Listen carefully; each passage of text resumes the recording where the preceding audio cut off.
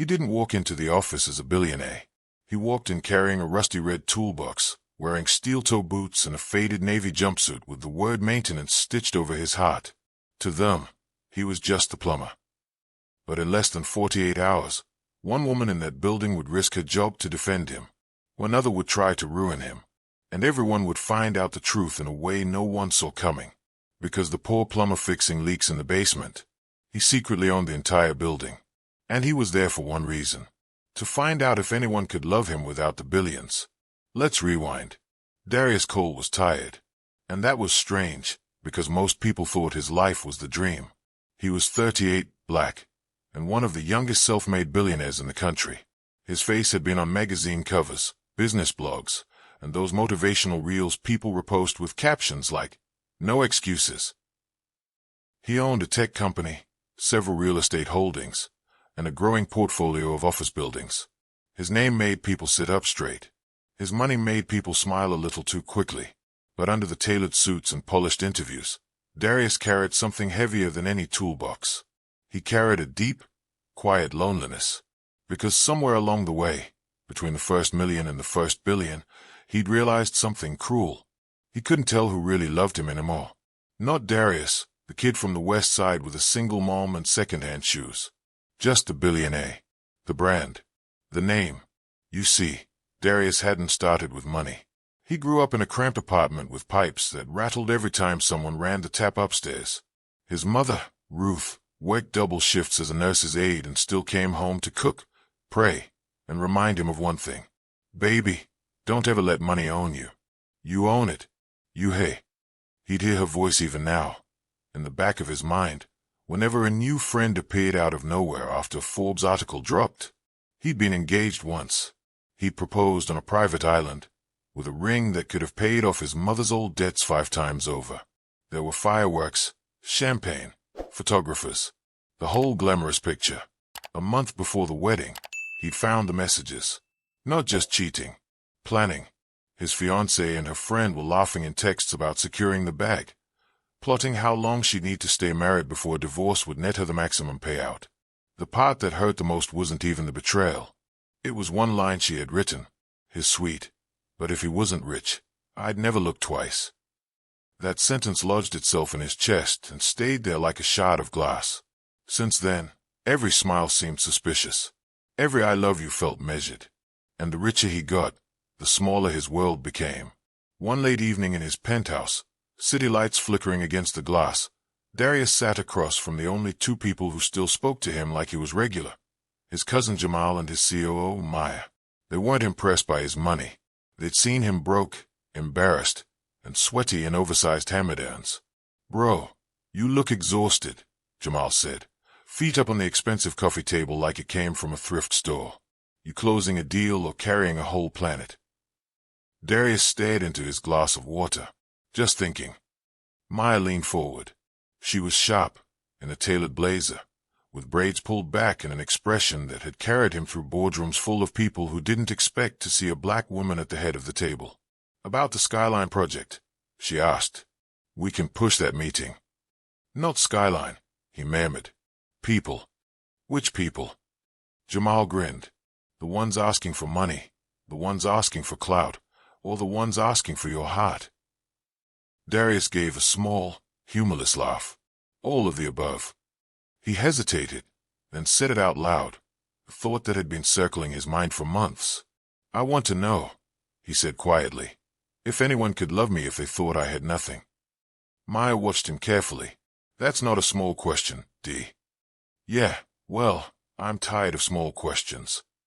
He closed his eyes for a moment. When he opened them, there was a different kind of light there. The look he had when a deal was forming in his mind. "I bought that office tower downtown," he said.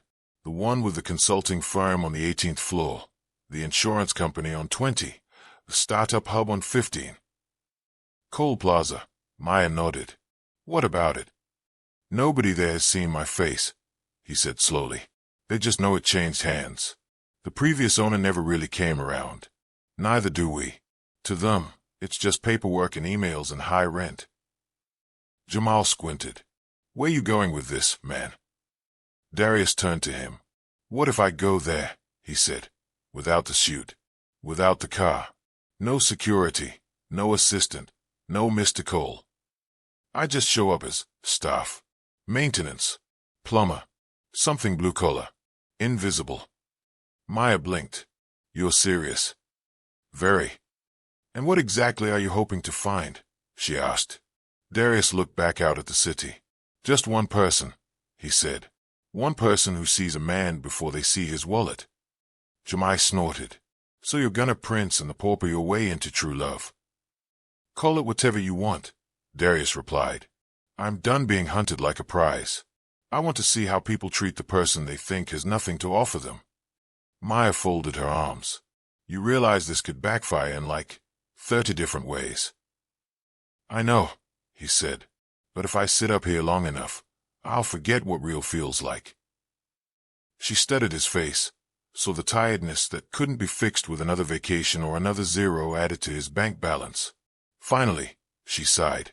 Fine, we'll do it. But we do it smart. Background file for your cover. New phone. No personal watch or anything that screams money. And you do not get to complain when your back hurts from fixing pipes you technically own. A small smile tugged at his lips. Yes'm. Jamal shook his head. This is gonna be wild. I'm bringing popcorn.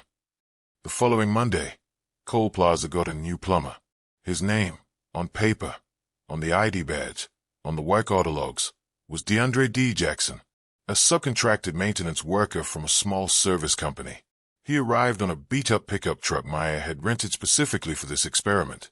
His hoodie was plain, his boots were worn in, and his Billionaire watch was safely locked away in a box in his penthouse. As he walked through the glass doors of his own building, nobody looked twice. That was the first test. It was also the first reminder. We live in a world where some people's worth is silently decided by what they wear and how they walk in. The lobby of Cole Plaza was busy, polished white floors, potted plants, and people in suits speed-walking with coffee in hand. Behind the reception desk sat a young woman in a mustard-colored blouse, headset on, typing with one hand and flipping through visitor passes with the other. She looked up as Darius approached. Hi, can I help? She paused when she saw the toolbox. Oh, maintenance. He nodded. Yeah, I'm D. Got a work order for the 18th floor. Something with the bathroom line. Her smile was small but real. Trust me, the 18th floor needs all the help it can get. That place is cursed. She checked the screen. DeAndre Jackson, got you. Here's your temp card. Elevators to the left. And if anyone gives you trouble, send them to me. He took the card, a little caught off guard by the last sentence. Thanks.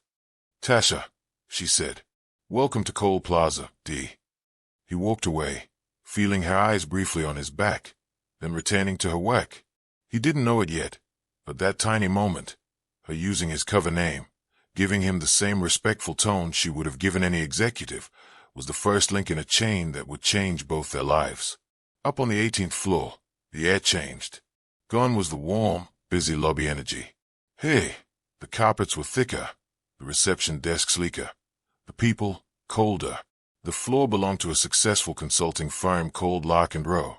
As Darius stepped out of the elevator, two women in pencil skates brushed past him mid-conversation. Ugh, is the plumber here again? One sighed. This building keeps hiring these people who don't know what they are doing. Just don't let him near the boardroom during the investor call, the other replied. I can't stand the smell of metal and sweat. They didn't look at him, didn't pause, didn't wonder if the man carrying the toolbox might understand every word. He swallowed it down. This was why he was here.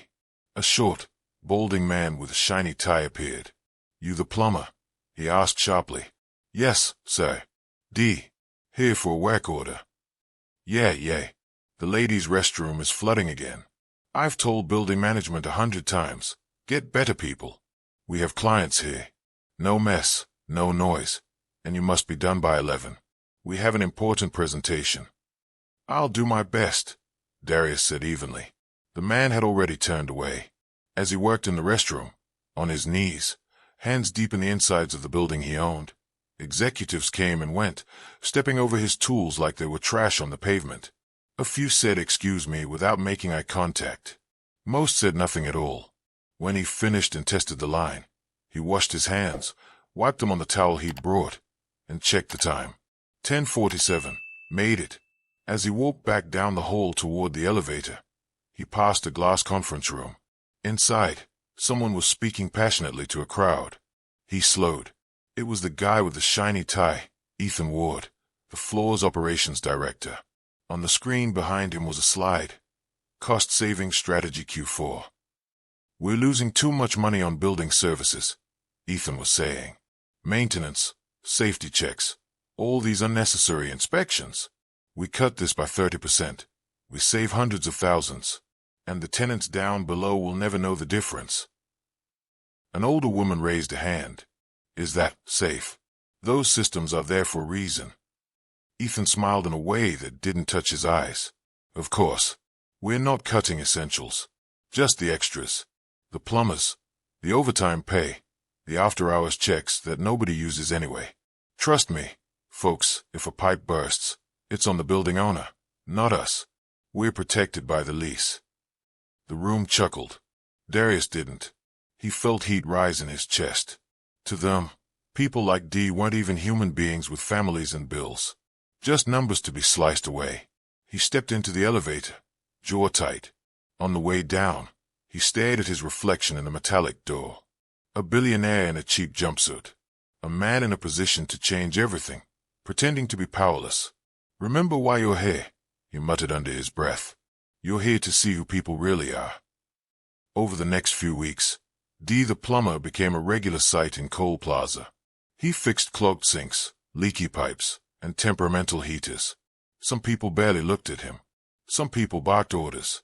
And a few people, just a few, said thank you like they meant it. One of them was Tasha. He got to know her in fragments. A joke at the reception desk while he signed in. A shared eye roll when someone stormed past, yelling into their phone. A quick conversation while he waited for the elevator. He learned that she wasn't just a receptionist. She was also the unofficial counselor, event planner, and emergency fix-it person for the whole building. "Hey, plumber," she said one afternoon as he signed in. "You know you're the only person who actually writes his full name on the sheet? Everyone else just scribbles lines like they're allergic to letters." He chuckled.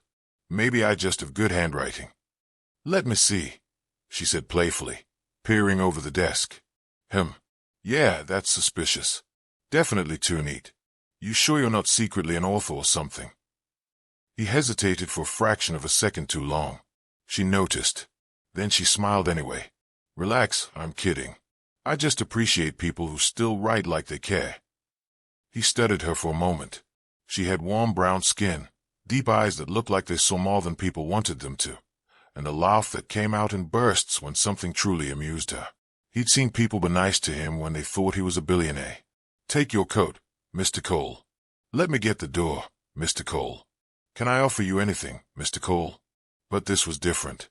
Tasha treated everyone the same way, from messengers to CEOs. Full eye contact. Real conversation. A softness, but not a weakness. He found himself timing his jobs to pass her desk more often than necessary. One evening, as the building emptied and cleaners started their shift, he saw her still at the reception desk, frowning at an email. "You're still here?" he asked. She sighed. "I was supposed to leave an hour ago. But Lark and Row upstairs can't print their visitor badges without front desk support. So here I am." He set his toolbox down. "You get paid overtime at least." She laughed bitterly. "That would be cute." "No. I get visibility and opportunities for growth." Translation: more work, same paycheck. He leaned on the desk. "Why do you stay?" The question surprised her. She thought for a moment. "Because I like people," she said slowly. "And for some reason, this desk is where everyone's real story leaks out. The scared interns, the angry clients, the executives about to cry in the elevator. I see all of it. And sometimes," she looked up at him, "sometimes I make their day a tiny bit lighter. That has to count for something." He felt that. It reminded him of his mother, who had held strangers' hands in hospital beds long after her shift was over. "You ever think about leaving?" he asked quietly. "Every day," she admitted. "But I can't yet. I'm paying off my mom's medical bills. Once that's under control, I'll figure out the rest. Darius felt his throat tighten. He wanted to say, I could pay that off in an hour. He wanted to say, walk away. Let me fix it. But that wasn't why he was there. That would turn her into someone he was saving, not someone who chose him freely. So he just nodded. You're a good daughter, he said. She smiled sadly. I try. The first sign of real trouble came on a Thursday. Up on the 18th floor, a pipe burst inside the wall near one of the smaller meeting rooms. Water seeped through the ceiling, staining the white tiles brown and dripping onto the carpet. By the time Darius got there, summoned via an angry call, Ethan was already fuming. This is unacceptable. Ethan barked, pacing. We have clients coming in 20 minutes. How am I supposed to explain water stains on the ceiling? Sir, Darius said calmly, inspecting the leak. This pipe is old. It needed replacing months ago. I sent a report about this line the last time I was here. Ethan rounded on him. Are you saying this is our fault? I'm saying I warned building management. Well, they clearly hired the wrong people, Ethan snapped. Just patch it. Now. And don't get that black sludge on the carpet. These are imported. Darius looked at him. This is more than a patch job. This line runs along the whole corridor. If we don't shut off the water and replace the section, it'll burst again. Maybe worse. Then don't let it, Ethan hissed. Do what you're paid for and keep your opinions about the building to yourself, okay? The room went quiet. A few employees shifted uncomfortably, eyes on the floor. No one said anything. It wasn't just the words. It was the way he said what you're paid for. Small. Disposable. As Darius crouched to wake, he heard Ethan mutter to a colleague near the door. I swear, ever since the new owner took over, they've been cutting corners and sending us these people. What's next? A janitor running the company. The colleague chuckled nervously. Darius's hands tightened on the wrench. He could end this man's career with a single email. But he breathed out slowly, letting the anger pass through him. If you blow up now, he told himself, you're reacting as the billionaire, not as the man they think you are. Let it play. Watch. He patched the pipe as best as he could without shutting off the main, knowing it was temporary.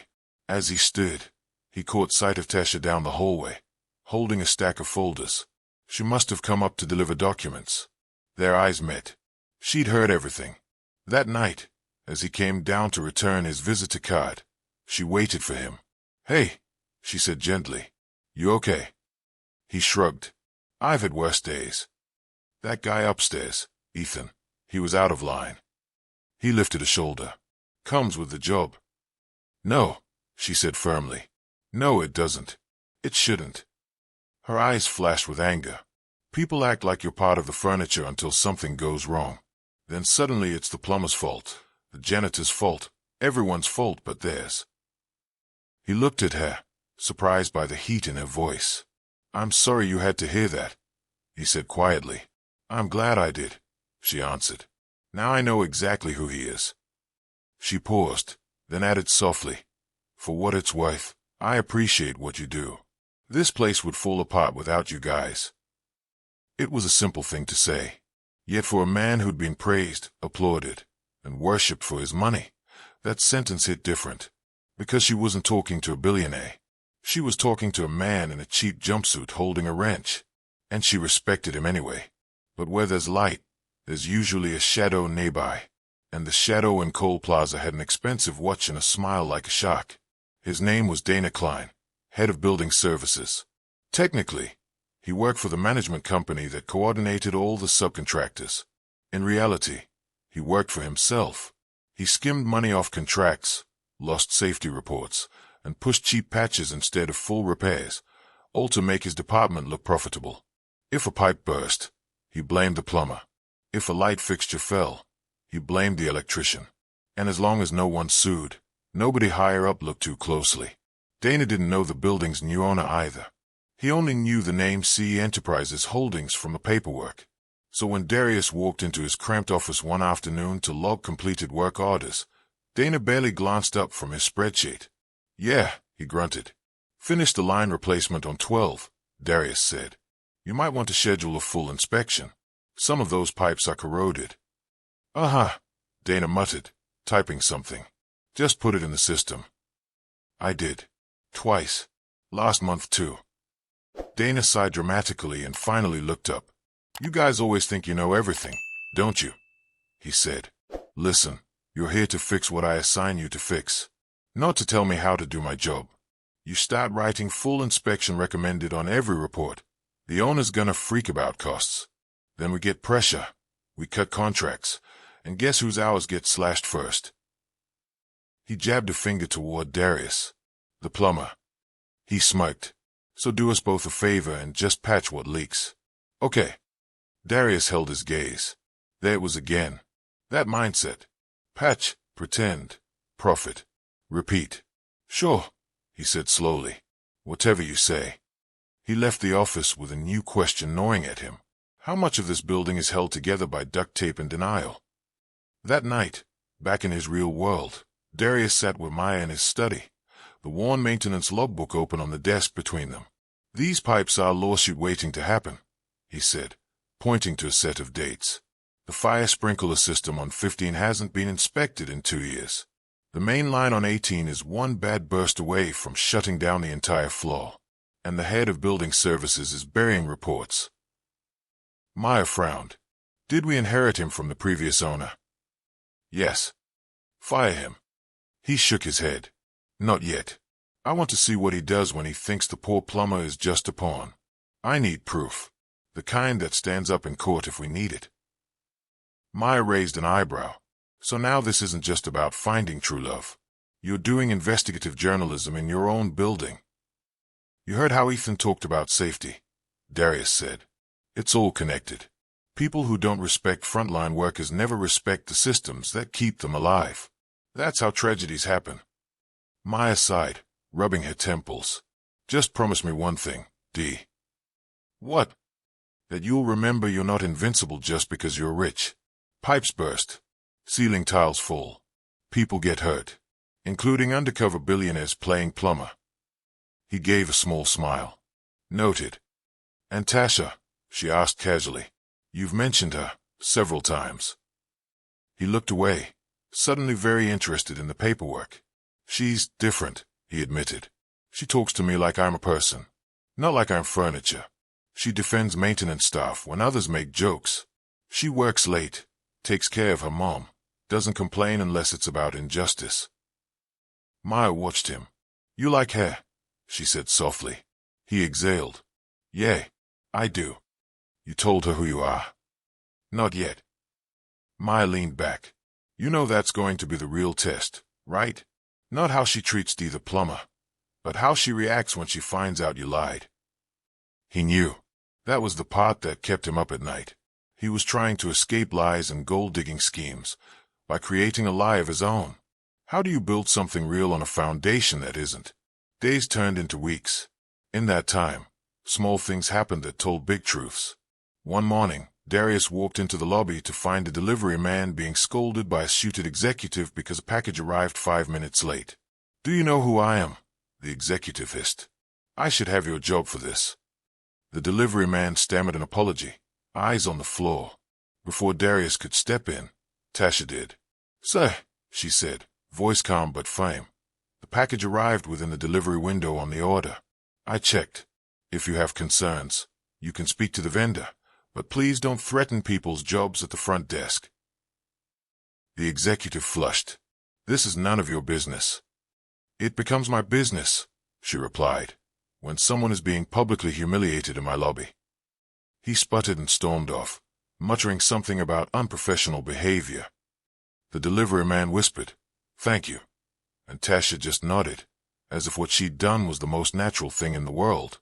Later, Darius asked her, "You ever worry about getting in trouble for sticking up for people like that?" "All the time," she said, "but I worry more about what happens to me if I don't." Another night, when the alarm system glitched, leaving some doors locked and others strangely open, Tasha stayed an extra 2 hours to make sure everyone got out safely, even though no one asked her to. That's her, Darius thought. That's who she is when nobody's watching. And slowly, he began to talk more. In between fixing leaks and replacing valves, he shared tiny bits of his real self, carefully edited.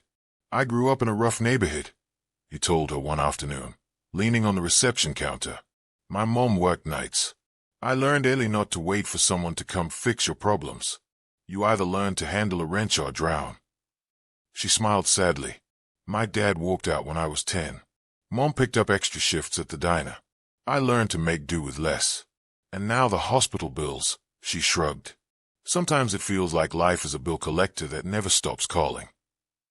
"You ever think about just disappearing?" he asked. "All the time," she said.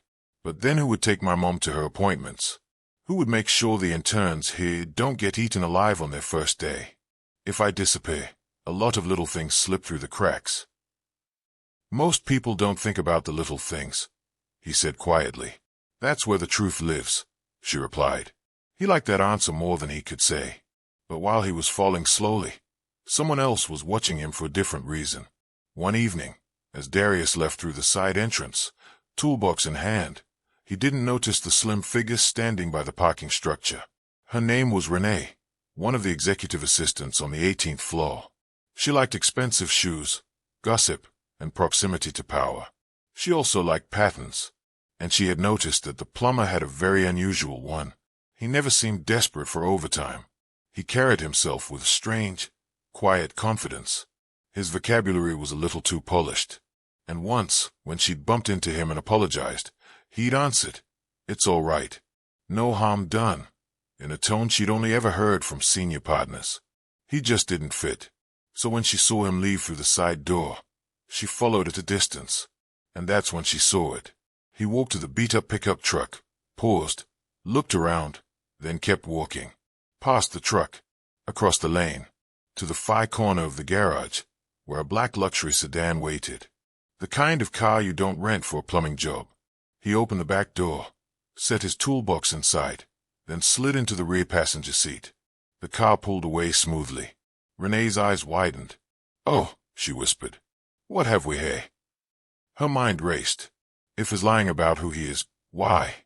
And more importantly, who can I sell this information to? The next day, the building hummed with its usual noise. Phones rang. Keyboards clicked. The elevator chimed. But something in the air around Darius felt off. People on the 18th floor glanced at him for a fraction of a second longer. Conversations quieted when he approached. He felt it. Like static. At the front desk, Tasha smiled at him. "Hey, D." "Hey," he replied. "Everything okay?" She hesitated, then lowered her voice. "Quick question," she said. "Do you know someone important in this building?" He blinked. "What do you mean?" "I mean," she said carefully, "Renee told some people she saw you leave in a fancy car yesterday. Like, chauffeured fancy." He froze. Tasha continued. "I told her maybe it was a rideshare or something. None of my business. But she seemed interested. Very interested." "That's odd," he said. "I just fix pipes." Tasha tilted her head. "You're a bad liar." His stomach dropped. She smiled to soften it. "Relax. I'm not going to interrogate you. Everyone has a life outside of here. I just wanted you to know people are talking. And some of them won't give you the benefit of the doubt." He swallowed. "Do you?" She looked him straight in the eyes. "I judge people by how they treat others," she said, "not what car they get into." He let out a breath he didn't know he was holding. "Thanks for the heads up," he murmured. "Anytime," she replied. What he didn't know was that her heart was racing too, because she had seen contradictions in him from the start. The way he listened, the way he carried himself, the way he never flinched when executives barked at him, but his eyes changed when someone disrespected cleaners or reception. She told herself she was imagining things. Now, she wasn't so sure. While this tension simmered, Ethan and Dana were cooking up something worse. In a cramped meeting room with the blinds drawn, they sat side by side, scanning a spreadsheet on a laptop. "If we cut the after-hours inspections and delay the sprinkler maintenance another 6 months, that's a big chunk saved," Dana said. Ethan frowned. "Won't that violate the lease?" "Technically, yes," Dana replied. "But inspections are like diet plans. Everyone says they are doing them. Nobody checks unless something goes terribly wrong. And if it does, we blame the contractor, the plumber, whoever. That's what they're there for. Ethan smirked. 4 guys in jumpsuits. Exactly. He scrolled further. And what about that old boiler on 15? Needs replacing, Dana said. But I put in the system that we're monitoring it. We'll keep patching it until the next ownership review. If it blows before then, we say we're waiting on approval. The liability will land on whoever signed off on the budget, which, conveniently, will not be me. They laughed. What about the new owner? Ethan asked. Cole something. Cole Enterprises Holdings, Dana said, waving a hand. They're a hedge fund or something. They look at numbers, not pipes. As long as we send pretty reports and keep costs low, they'll be thrilled. So, we make the building look profitable, Ethan mused, even if it's a hollow shell. The bonuses go to us. The risk goes to whoever's unlucky enough to be in the wrong room when something breaks. Exactly. They clinked takeaway coffee cups like champagne glasses. What they didn't realize was that the building's security system had a new protocol Maya had quietly implemented after the acquisition. Any private meeting flagged with terms like cut inspections, delay maintenance, or sprinkler was automatically recorded and backed up. Somewhere in a secure drive, their words had just become evidence. The real breaking point came on a rainy Wednesday. The sky was gray. The building's windows streaked with water.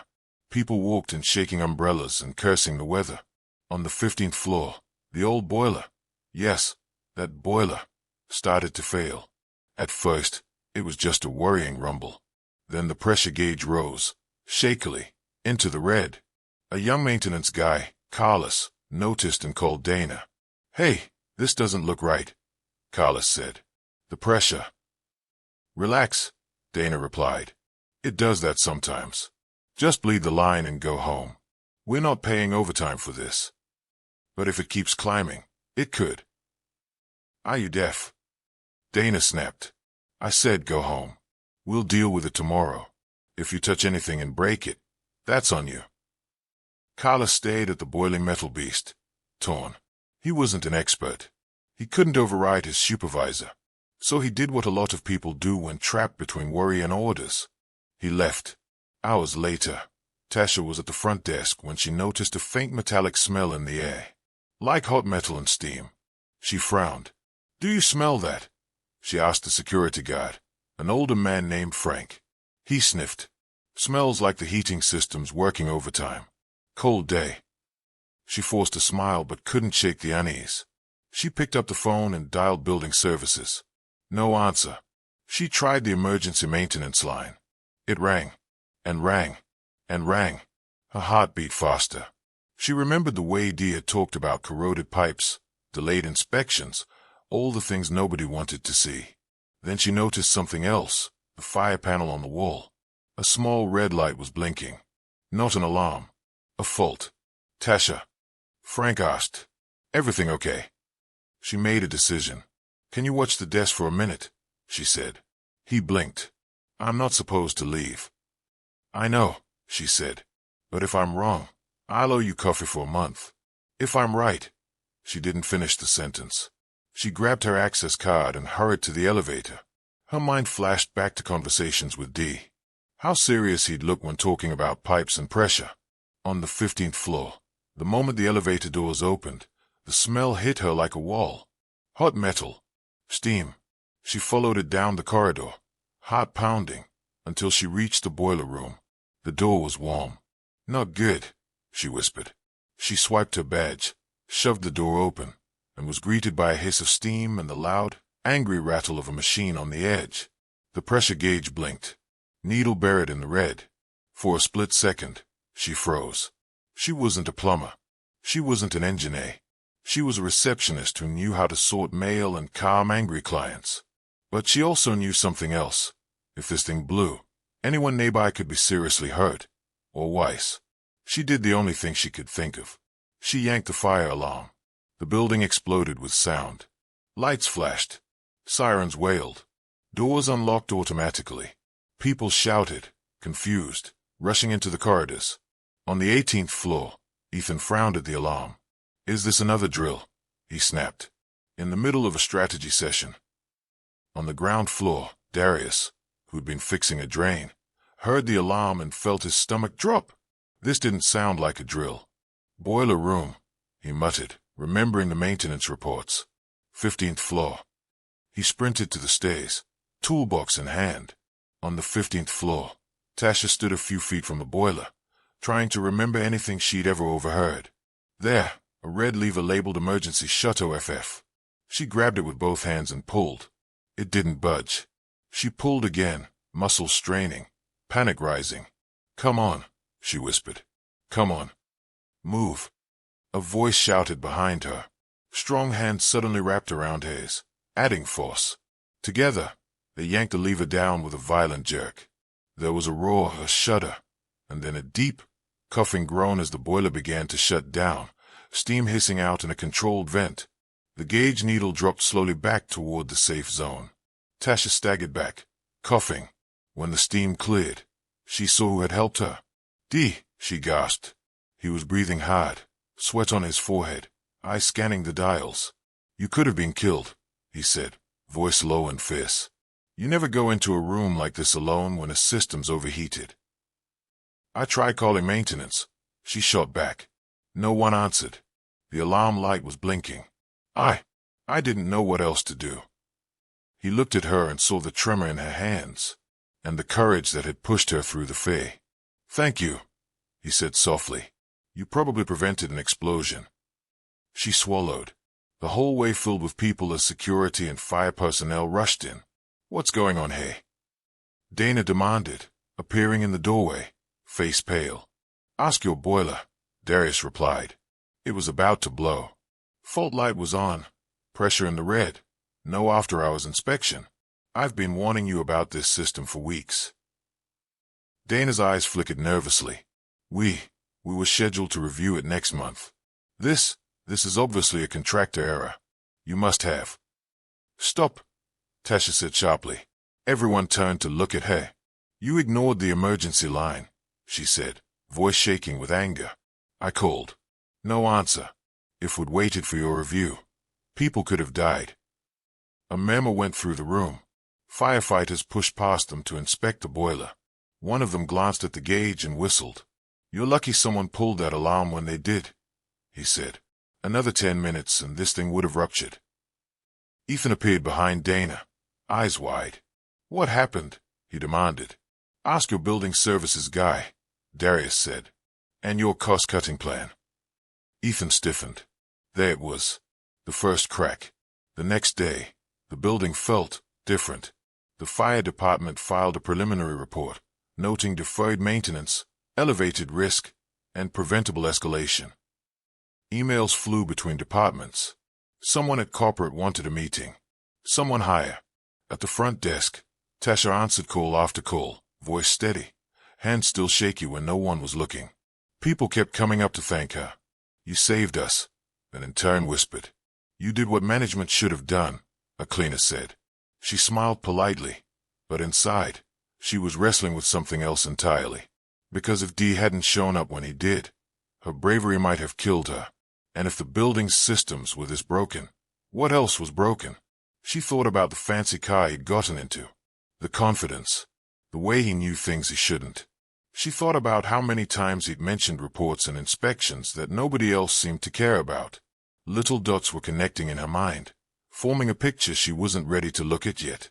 That picture shattered into full color 2 days later. An email went out to all tenants and staff. Mandatory all-building meeting. Regarding safety incident and ownership update. Date, Friday, 3 p.m. Location, 18th floor conference hall. People whispered, speculating. Are we getting sued? Is the building shutting down?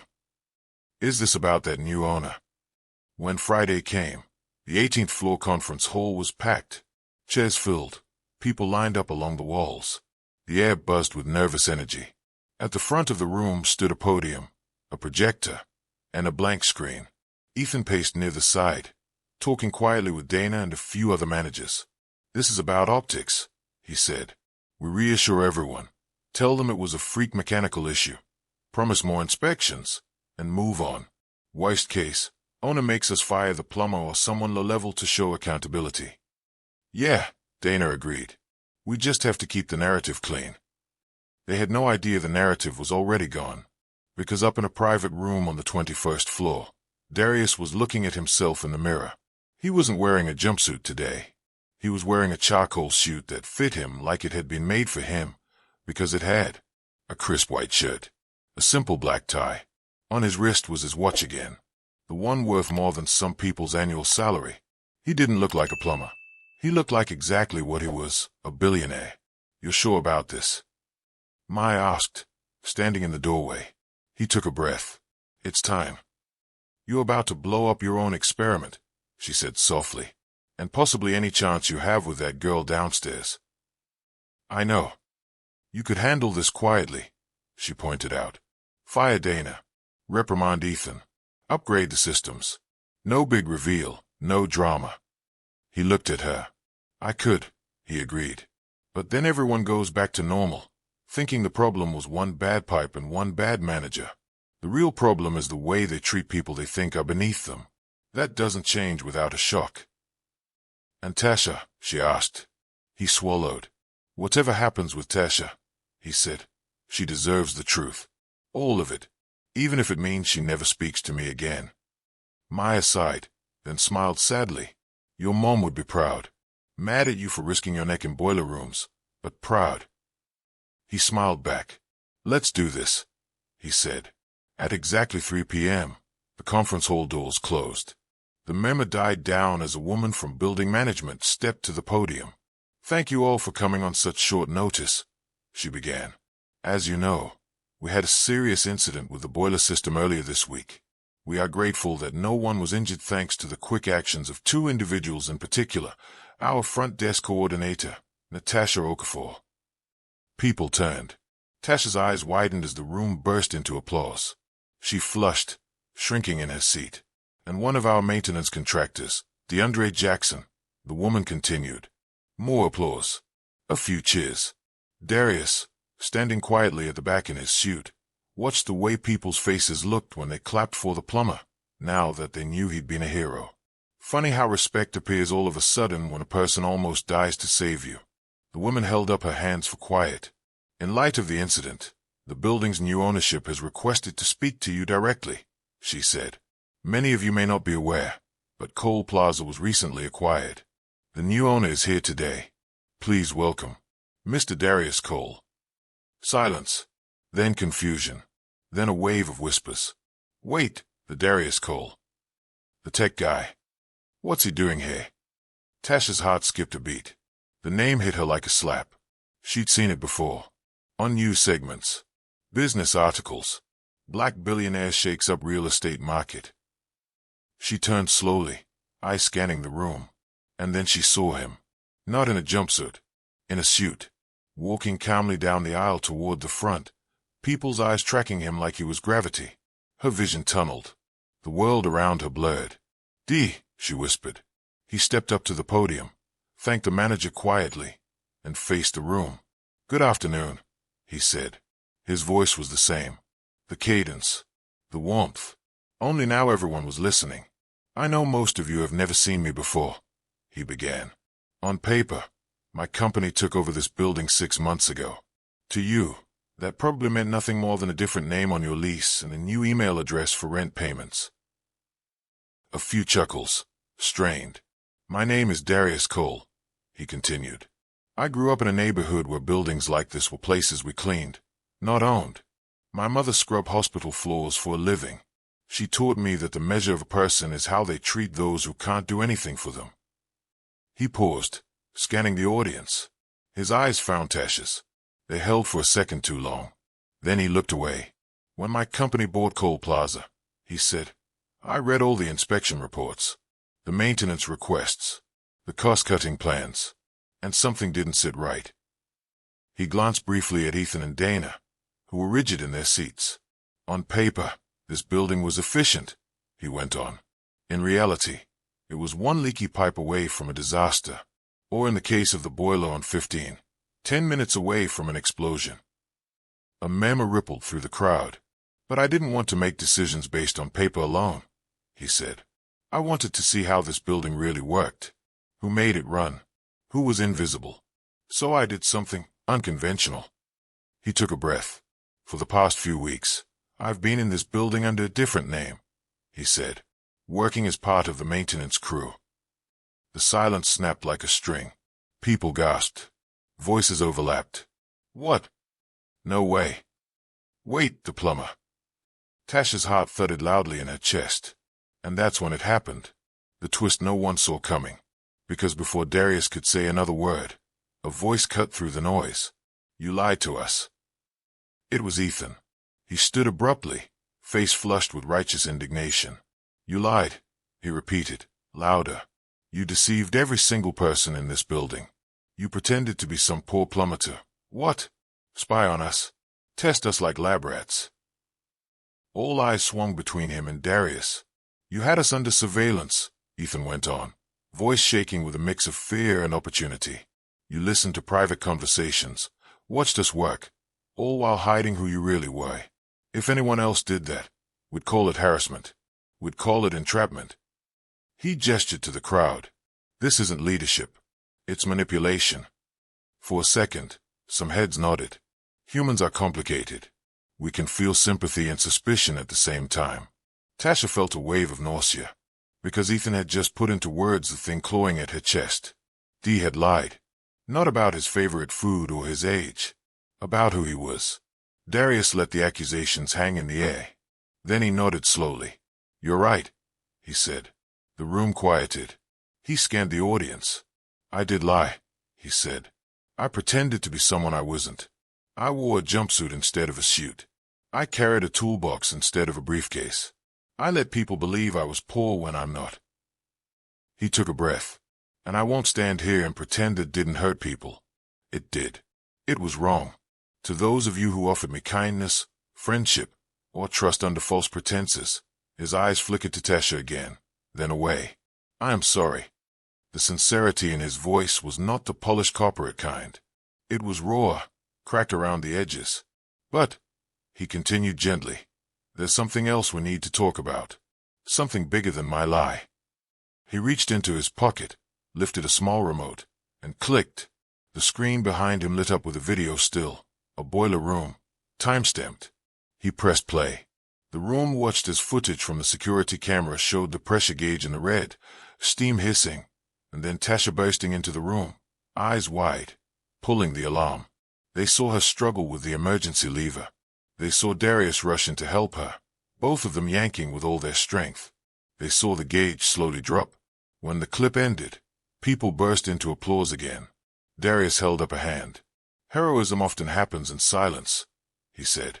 But I wanted you to see what actually occurred. Not a rumor. Not a neat memo. He clicked again. A new clip appeared.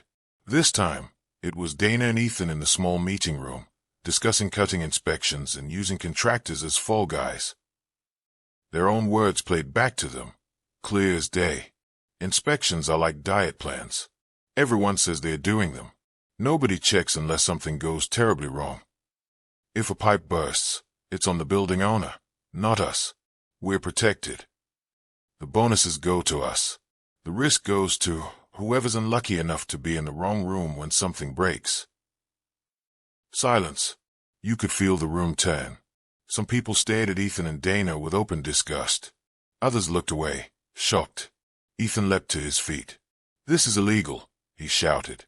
You can't record private conversations without consent. Darius met his gaze. The previous owner installed security cameras in all shared business areas, he said calmly. My team updated the system to auto-flag certain keywords related to safety. The system recorded this meeting the same way it records anyone stealing laptops or trying to break into offices. Your words were saved. We didn't alter them. He folded his hands on the podium.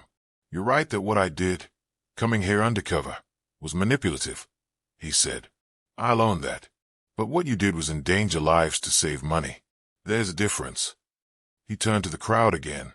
This is the part one need you all to hear, he said. Yes, I'm the owner. Yes, I'm rich. Yes, I tested people without telling them. That's on me. But what I saw while I was here, he shook his head slightly. I saw executives stepping over janitors without so much as a good morning. I saw managers blaming frontline workers for their own bad decisions. I heard jokes about the help and those people and fall guys in jumpsuits. He paused, letting the words sink in. I also saw something else, he continued more softly. I saw a receptionist stay late to make sure interns got home safe. I saw cleaners pick up trash left by people paid 10 times their salary without complaining. I saw a plumber's assistant, Carlos, worry about a boiler that could hurt people, only to be told to go home. He looked directly at Ethan and Dana.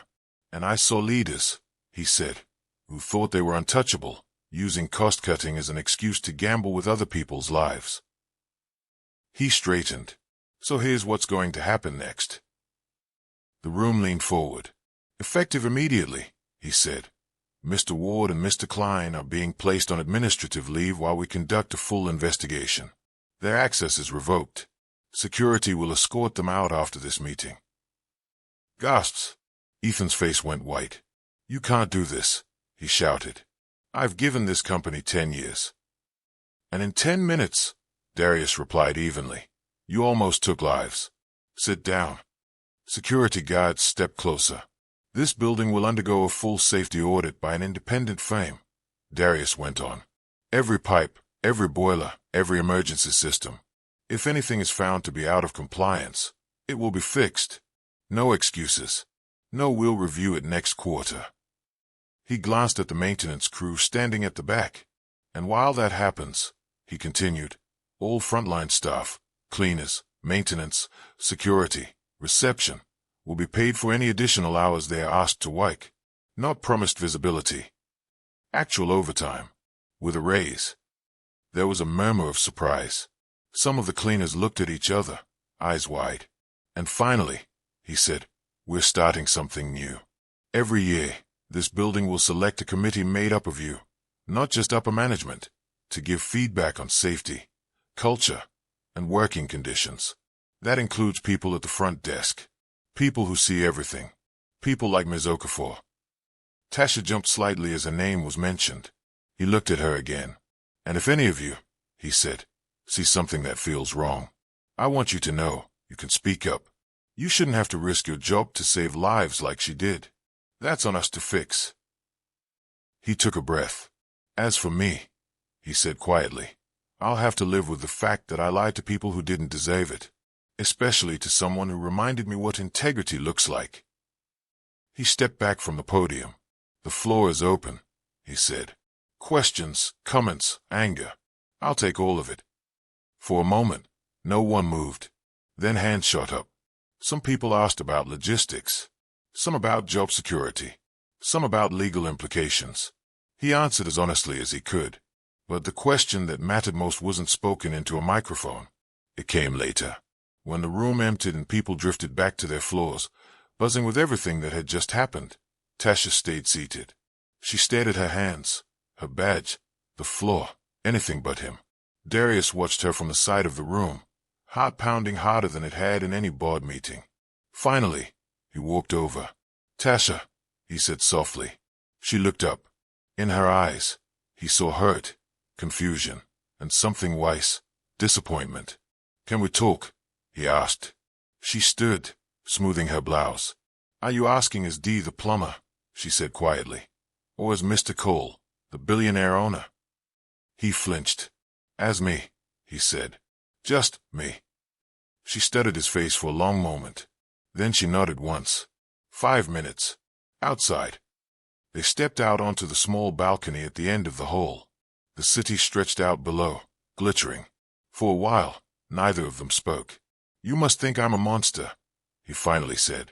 She let out a hollow laugh. I don't know what I think. I don't even know who I've been talking to for the last month. He swallowed. You've been talking to me, he said. Darius, the guy who grew up with bad plumbing and a tired mom. The guy who eats too many vending machine snacks and complains about cold coffee. The guy who thinks you're remarkable. She blinked hard. Don't, she said. Don't say things like that right now. He shut his mouth. She took a breath. You lied to me, she said. voice trembling but controlled. You let me tell you personal things about my mom, my dreams, my fears, while pretending to be someone else. You let me defend you when people talk down to you. You let me worry about you, pity you. Her voice cracked on that last word. And the whole time, you could have fixed half my problems with a phone call. I know, he said, and that's exactly why I didn't. Explain, she said flatly. I was broken, he said quietly. After my last relationship, after realizing how many people saw me as a walking ATM with a face, I started to doubt everyone. Every compliment, every kindness. I thought, maybe if I stripped away the money and the status, I'd see who people really were. He looked out over the city. So I came here as D, he continued. And for the first time in a long time, I felt seen. Not as headlines, not as a bank account, just as a guy with a toolbox and a bad back. He turned back to her. You talk to me, he said. You laugh with me. You scolded executives for yelling at delivery drivers. You pulled a fire alarm when everyone else would have waited for someone in charge. You showed me what a real heart looks like. He swallowed. And I fell for you, he admitted. Hard. Her eyes glistened. You fell for me while lying to me, she said. Do you hear how messed up that is? Yes, he said. I do. And if you never forgive me, I'll understand. Silence stretched between them. Down below, cars moved like tiny lights. Do you know what it's like, she said at last, to spend your whole life being told you're just something? Just a receptionist. Just a help. Just a girl from the wrong side of town. And then, for once, someone makes you feel like they see past that. Like they actually want to hear your thoughts. She laughed bitterly. And then you find out the person you thought saw you wasn't even showing you who they were. He closed his eyes briefly. My intention was never to hurt you, he said. But intentions don't erase impact. I get that. Do you? She asked softly. Because for you, this was an experiment. A test. Something you chose. For me, this is my real life. My real trust. My real heart. He nodded, throat tight. You're right, he said. She wiped a tear with the back of her hand, annoyed at herself. I'm not saying you're a bad person, she said. You clearly care about this building. About the workers. You put your body between me and that boiler. You just don't get to be my hero and my deceiver at the same time. That line sliced through him. He exhaled shakily. So what now? He asked. She looked at him, eyes steadier now. Now, she said. You go fix your building. Clean up the mess you found. Make sure no one else has to risk their life because of someone's spreadsheet. And you? He asked. She smiled sadly. I'm going to take some time, she said. Figure out what I want. Without being somebody's test. Without being a project or a lesson. She stepped back. For what it's worth, she added softly. I'm glad the real you cares about the things the fake you cared about. At least that part wasn't a lie. He managed a faint smile. It wasn't. She nodded. Goodbye, Dee, she said. Goodbye, Tasha, he replied. She walked back inside, leaving him alone on the balcony with the weight of his choices. Life didn't pause for his heartbreak. Over the next few months, Cole Plaza transformed. The safety audit uncovered more issues than anyone wanted to admit. Corroded pipes, outdated panels, expired fire extinguishers. Darius authorized every fix. It was expensive. It cut into profits. He did it anyway. Ethan and Dana were fired after the investigation confirmed negligence. Ethan tried to sue for wrongful termination. The leaked recording and audit reports didn't help his case. He ended up consulting for smaller firms, his reputation quietly stained. Dana disappeared into a job at a different building. Maybe he'd learned. Maybe not. Karma has a way of catching up, whether we see it or not. At Cole Plaza, something else shifted. People started saying good morning to cleaners. Managers thought twice before firing off snarky emails to reception. Small things. But small things add up. Darius made sure the frontline committee was real, not just a token. Tasha was offered a seat on it. She declined. By then, she wasn't at the front desk anymore. She'd given her notice 2 weeks after the big reveal. She wanted a fresh start somewhere she wasn't the girl who saved the building. She took a job at a nonprofit that helped workers fight unfair labor practices. Less pay, more purpose. When Darius heard, it hurt. He wanted to reach out, offer funding, offer anything. Instead, he sent a donation to the nonprofit anonymously through a foundation, with one condition: the money couldn't be traced back to him. It was the only way he knew to support her path without stepping on it. Months passed. He threw himself into work, but something had cracked open in him. He no longer saw his buildings as assets. He saw them as ecosystems of lives. Every maintenance report, every overtime request, every complaint. Behind each was a person like his mother, like Tasha. He attended more site visits in person, as himself this time. He sat with janitors in break rooms, listened to security guard stories, and asked receptionists what they needed. Trust had to be built the hard way now. Brick by brick, truth by truth. A year later, on a warm spring afternoon, he found himself standing in a community center gym, surrounded by folding chairs and posters about workers' rights. The nonprofit Tasha worked for was hosting an event, Safety at Work, Invisible Risks, Real Lives. He hadn't planned on going. Then again, he hadn't planned on going undercover as a plumber either. Life is a way of pulling us toward the places we need to be. He stood at the back, baseball cap low, listening as people shared their stories. A warehouse worker talked about forklifts with faulty brakes. A hotel cleaner spoke about mold in guest rooms. And then, she walked up to the microphone. Tasha. She looked different, more confident, still the same warmth, but with a new edge of purpose.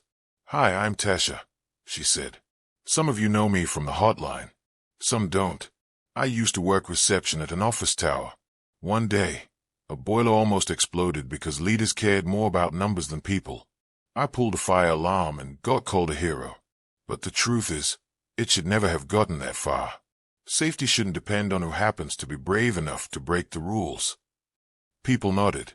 "We're here today," she continued, "because too many of us have been told we're just something. Just a janitor. Just a guard. Just a receptionist. Just a plumber. But the truth is, buildings don't run without us. Companies don't run without us. And our lives, our families, are worth more than someone's bonus." She paused, looking around.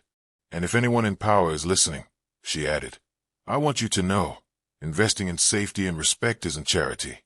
It's basic decency. You don't have to go undercover to figure that out." A soft ripple of laughter passed through the crowd. At the back of the room, Darius felt that line land like an arrow. He smiled faintly despite himself.